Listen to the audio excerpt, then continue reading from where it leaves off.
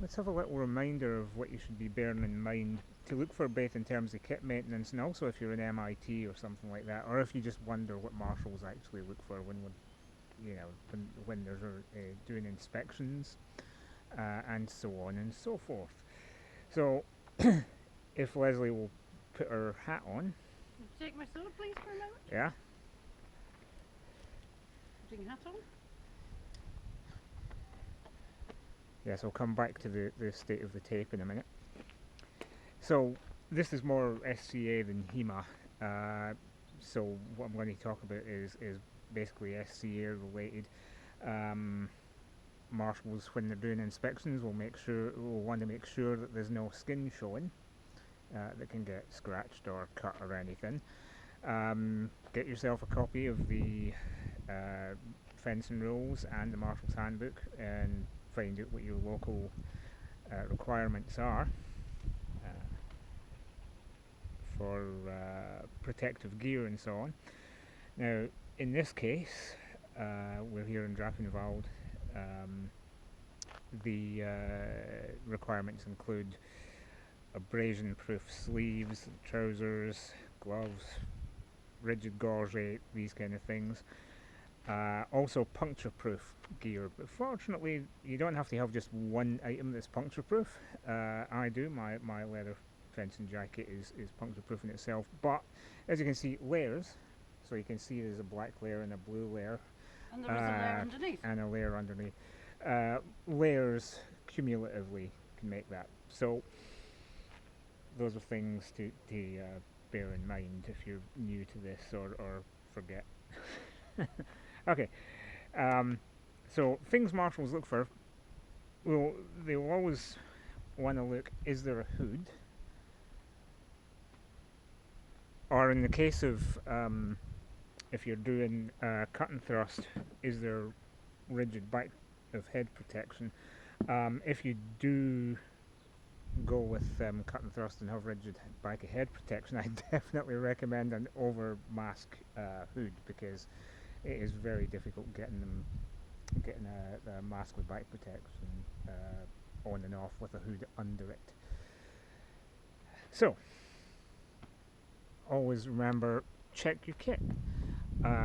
Make sure your mask has one of these bits. If you have an old mask that just has the thing here, and that's not legit here anymore, keep an eye on the mesh. Check it for rust, that kind of thing. Make sure it's clean. See if there's anything fraying on the bib, because you might not have a mask tester, you might not have a punch tester for the cloth, but if you see something frayed, or I don't know if I can spot, is there anything here, if there are any well, yeah, that just needs tucked in. Thank you. But I'm talking about if you notice any damage, any little holes, stitch them up. This is the ideal time when we're not actually meeting up to fence. Stitch them up. So, ideally we don't want gaps because the skin's showing, so I would definitely recommend putting some duct tape on here. I can tuck that in And fold it another in. thing you'll find that will be looked for is when you examine the gloves, its little holes in there are the things to remember. Right? Okay, never mind that for now. I'm editing this bit out, right? Or possibly overdubbing it with some sort of comedy value. And remember, you may need to get another person to do this, because you can't do it with your gloves on. Yes. So anyway, as I was saying, so check your gloves while we're not at events. Make sure they don't have holes that will appear between the fingers, say, when inspected. If you are MITing and doing this and find some holes, I always like to have some duct tape and some electrical tape in my pockets, just so that if you find something like that, you can just quickly tape it up rather than sending whoever back. Oh yeah, the other thing is, this obviously is my wife. Well, maybe not obvious, but she is. Which means I can go and poke and prod her and stuff. At an event, you don't necessarily know who it is that you're inspecting or who's inspecting you, whichever. So it's wisest to ask, and just check that it's okay to do that kind of thing. So always ask consent before you put your hands on your fencer. May I check your kit? May I check your mask? And most importantly, which he hasn't asked yet, are you wearing your personal protection? Don't put your It's hands almost to check for it's that. almost as if I'm gone through a sequence in my head that is in a different order to the sequence in your head. Yep. Um, Go on. so, yes. So, if personal protection is required, you ask, and do not obviously have a feel for obvious reasons. So, are you happy I am happy with the level of my with the personal level of your protection. protection? Yeah. And I know because we've inspected it before. I know this is okay. The layers. You want to lean forward? Yep. Anything touching? Nope, it is not. Good. For those of you new or from a different fencing background, we ask that because if it is touching and you get a whack to the face, then you don't want mask burn. Really, you don't want to come out looking like you've been cheese grated. Okay. They'll also do weapons inspections. So I'm going to have to ask her to partly inspect this herself because I'm holding the camera. Actually, unless she wants to hold the camera. I'm fine. Okay. So this comes back to kit maintenance. It's generally a good idea when we have times off like this to, check for any burrs, little nicks in the blade, that kind of thing. Check for any potential S curves because we now have perfectly long time to, train them out. This one is a C curve.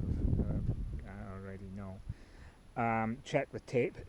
Some people glue the blunts on rather than tape them. I guess it's a matter of personal choice. I prefer taping mine because I like to be able to swap them over now and again, and also because if oil or dirt or anything gets down under there, under the tape, I like to be able to take the whole thing off and clean it. And obviously, if you double dip between SCA and HEMA, you might want to be able to remove and replace the blunts. But it's a personal choice. In terms of maintenance, you also will want, so this is separate from what a marshal's inspecting for, want to make sure that everything's tight. If you need to clean under, if you need to clean under there, this is the perfect time to do it. You can unscrew you can unscrew the pommel, take the hilt furniture off, check that it's not rusted underneath on the tang, anything like that. So that's just generally wise. Okay. When you are checking for burrs or dings, a suede glove is a good idea because the fibres will catch will catch any things. Are also sometimes not just the fingertips but the back of the hand, because again you're less used to sensing things with the back of the hand, and so so if there is something there, it's more of a surprise to you, if you see what I mean. So you have plenty of time to oil it, clean it, all that stuff. It's not just that, not just the sword. You can maintain other gear, for example, your rigid parry devices. So in the case of a buckler, we want to make sure the handle is nice and firm, which this one is, I know. And again, check for dings around the edges, any protrusions that might catch a blade, that kind of thing. This one needs a bit cleaned and polished. But otherwise, it's okay. Similarly, if we were having a cloak here or any kind of soft parry device, we'd be looking for weights, holes, that kind of thing. So it's the same thing again. We're in this lockdown. If you do have soft parry devices like cloaks or whatever, check, see if there's any holes, stitch them up before anybody inspects them. Is the perfect time to do that. Okay. Can I fight you now? Well, as you can see, when I turn the camera around, as you can see, I'm not correctly dressed. Off you go then and get dressed. Should have full length trousers, etc., etc. So now you can't fight me now. But we will shoot another video like tomorrow where you can fight me. Okay. Is that okay? Yeah, that's okay. I can. Okay. Right.